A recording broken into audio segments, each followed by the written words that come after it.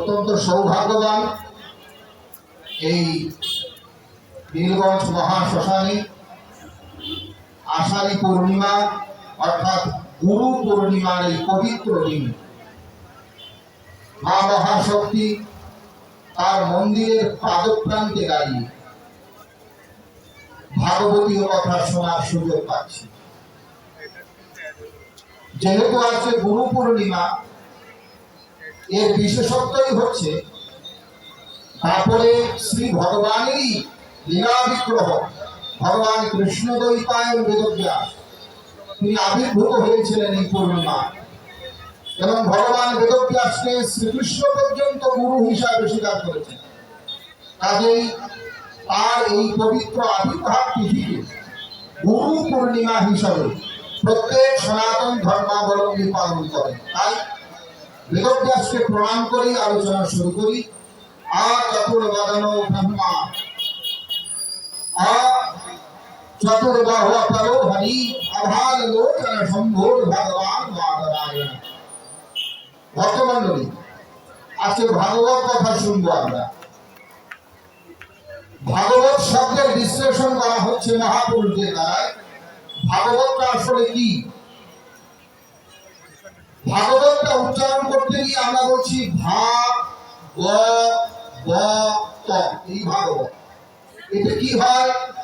মহাপুরুষরা বলছেন ভাতে কি ভাষ্যতে সর্ববেদেষু ভা। গতে কি হয়? বলছে গীয়তে নারদাদিভি। গতে কি হয়? বদন্তি ত্রিষু লোকেষু। আর কতে তরন্তি ভবসাগরা। কি বলছে? ভাষ্যতে সর্ববেদেষু ভা।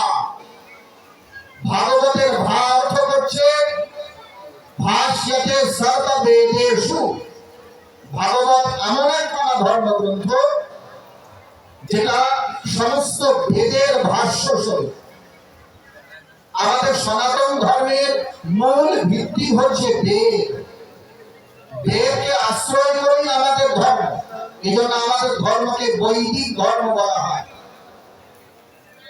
যদি বেদকে আমরা ছেড়ে দিই, বেদের আশ্রয়কে আমরা পরিত্যাগ করি, আমরা সনাতনী হিসাবে পরিচয় দিতে পারি না। বেদ অখিল ধর্ম মূলম স্মৃতি শীলে তদ্বিদম আচরুষ্কৈব সাধনাম আত্মতুষ্টিরেব। সনাতন ধর্মের মূল হচ্ছে বেদ। আর যে ভাগবত আছে আপনাদের বলবো, এই ভাগবত বেদেরই সার। ভাষ্যতে সর্ববেদেষু। ভাগবতের পৃথক কোনো অস্তিত্ব নাই যদি বেদকে অস্বীকার করা হয়।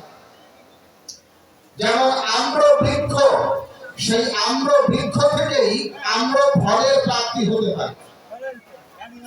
কেউ যদি বলে যে আমি আমের গাছকেই মানি না, তো আমের গাছকে যদি কেউ স্বীকার না করে, আমের ফল কখনো সে পাবে না।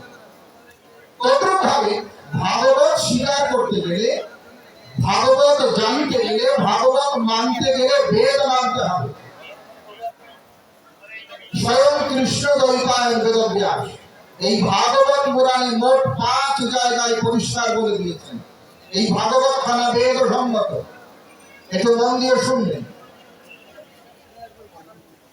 ভাগবত পুরাণে মোট 5 জায়গায় ভাগবত রচয়িতা ভগবান কৃষ্ণ দ্বৈপায়ন বেদব্যাস বলছেন এই ভাগবত বেদ সম্মত। কোথায় কোথায়? একদম শুরুতেই যান। নিগমকল্প তরোর গলিতম ফলম শোকমুখাৎ অমৃতদ্রব সংযুতম পিবত ভাগবতম রসমালয়ম মুহুরহ রসিকা ভূমি ভাবুকাঃ। প্রথম স্কন্ধের প্রথম অধ্যায় 3য় শ্লোক ভাগবত। একদম শুরুতেই বেদব্যাস বলছেন এই ভাগবতের পরিচয়।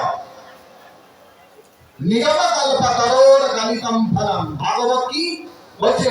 বেদ রূপী কল্প বৃক্ষের গলিত ফল। নিগম শব্দের অর্থ বেদ। আবার বেদব্যাস বলছেন ইদম ভাগবতং নাম পুরাণং ব্রহ্ম সংহিতম উত্তম শ্লোকচরিতম চকার ভগবান ঋষিঃ। প্রথম স্কন্ধের 3য় অধ্যায় 40তম শ্লোক। এই ভাগবত কি? ইদম ভাগবতং নাম পুরাণং ব্রহ্ম সংহিতম। এটা বেদ সম্মত শাস্ত্র। আমার সর্ববেদে